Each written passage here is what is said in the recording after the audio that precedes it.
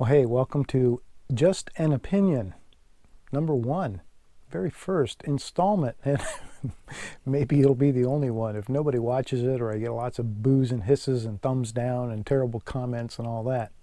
But the idea here is, I'm not much of a talking head video maker kind of guy.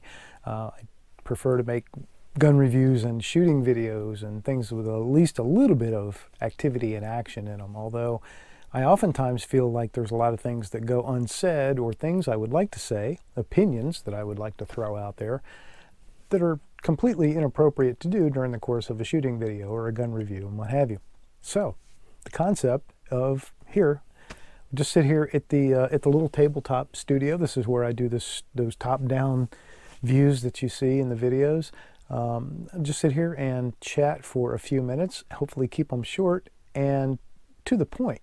If you support the channel on Patreon, or if you even just follow the Just an Opinion channel on Facebook, you have already seen installment number 0, which was literally the introduction and a little bit of explanation, a little bit of behind the scenes kind of stuff. So if you're interested in looking at that, all you have to do is go to the Just an Opinion channel Facebook page, or you're certainly welcome to view it on Patreon as well. Okay, Just an Opinion number 1. Here it is. Loaded chamber indicators are stupid. Loaded chamber indicators on handguns serve absolutely no practical purpose, and I would submit to you that in addition to serving no purpose, they actually serve a negative purpose or a disservice to the shooting community. So first of all, let me show you what I'm talking about. I'm going to show you from bad to good. And not necessarily the worst case, because some of them are really, really horrible. Some guns have like an inch long loaded chamber indicator up on the top of the slide, and some people put them in different places. But the ones I'm really referring to are these ones up at the top of the slide. I don't like them.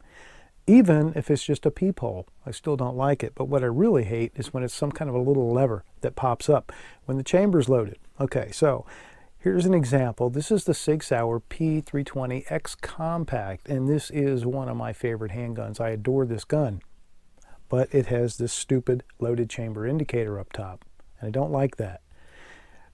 First of all, the one thing I don't like about it is when you take this plate off to mount an optic, it's so easy to lose that thing, or the tiny little spring that goes under it, because it just falls right out.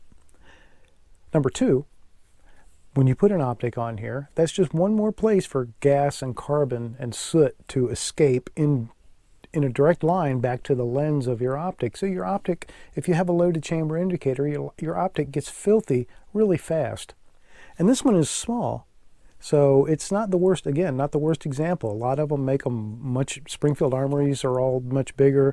Smith & Wesson uses the peephole style. Canics are like, a foot long. So they come in all different shapes and sizes up there, but I don't like any of them. Now, let me give you the logic behind why people will tell you they exist. They exist so that, at 2 in the morning when you pick up your handgun and it's pitch dark, you can feel the top and you'll know whether the gun's loaded. Really? That's what you're relying on. You're relying on feeling the top of the gun to find out whether it's loaded or not, and then you're going to alter your behavior how. So my point is they're stupid, because if that's what you're relying on, and if that's what you're telling people that they should rely on, that is not good. Absolutely not good. What do we learn? What's the first thing we learn? Treat every gun as if it is, come on, shout it out, loaded. Always. Even if you just watched me unload this gun and hand it to you, what are you supposed to do? You're supposed to check it and see if it's loaded for yourself, right?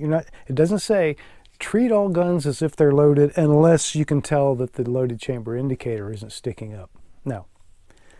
So you never ever want to rely on some indicator, whether it's mechanical or electronic or whatever the case might be, to take the place of proper safety habits. And I don't like them because I think it encourages people to do just that. It gives them this false sense of security that, for example, now I don't know this to be a fact, but in some of these you probably could break them or even tamper with them if you had some malicious idea.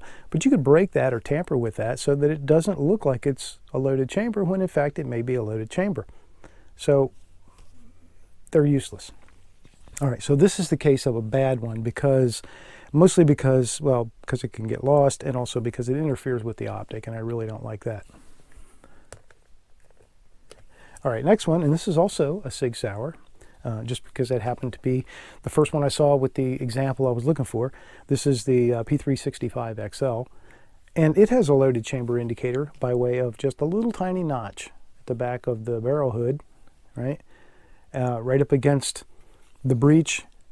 So, between the breech face and the barrel hood, we have this little cutout. Smith & Wesson does a peephole that kind of cuts into both sides of that seam, but this is the way a lot of them do it. This is the most satisfactory way. If you got to have the stupid thing, this is the best way to have it, but it still allows gases and dirt and stuff to escape, right, before the barrel unlocks. So, it's still, if you have an optic, and this is another one that's cut for an optic, although the optic sits further back on this one, which is nice, but that's a way to get your optic dirty. Again, what I don't like is that it's supposed to encourage people to use that indicator as a way to know whether the gun's loaded, instead of just learning that the gun's loaded, period. Okay, last one. This is the best case scenario. And for demonstrating best case scenario, I'm going to show you this car. It's a car K9, and it actually happens to be an amazingly beautiful car K9. This is the 25th anniversary version. I do have a full review coming on Guns America. If it's not out already, it will be sometime in the near future.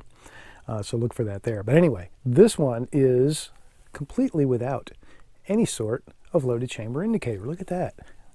Look at that beautiful seal between the breech face and the barrel hood. No little pop-up levers, no little peepholes, nothing like that. I don't think they even painted the extractor red so that you could go, oh look, there's the little red piece there so we can tell it's loaded. Nope, they didn't do anything, because the folks at Carr know that you treat every gun as if it's loaded all the time, and you don't need some silly little mechanical device to say, oh look, by the way, the gun's loaded. All right, so there you go. Thank you for watching installment number 1. This was just an opinion.